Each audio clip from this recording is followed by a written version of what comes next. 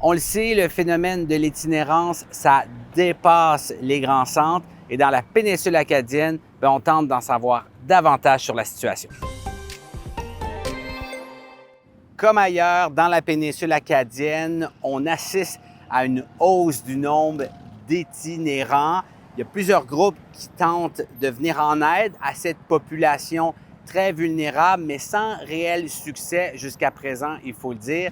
Rappelez-vous, l'hiver dernier, on a tenté de mettre en place en vain un centre de réchauffement à Tracadie, la municipalité qui souhaitait ouvrir un refuge situé très exactement à Six Road, mais a été confrontée à l'opposition de voisins et n'a finalement pas réussi à trouver un organisme pour le gérer. Et le cœur du problème, c'est que l'on connaît très mal ce phénomène en milieu rural. C'est pourquoi deux experts de l'Université de Moncton mènent actuellement une étude sur la situation dans la péninsule acadienne. C'est le manque de services spécialisés. Donc, il n'y a pas de refuge dans la péninsule. Les plus proches sont à Bathurst ou à Miramichi.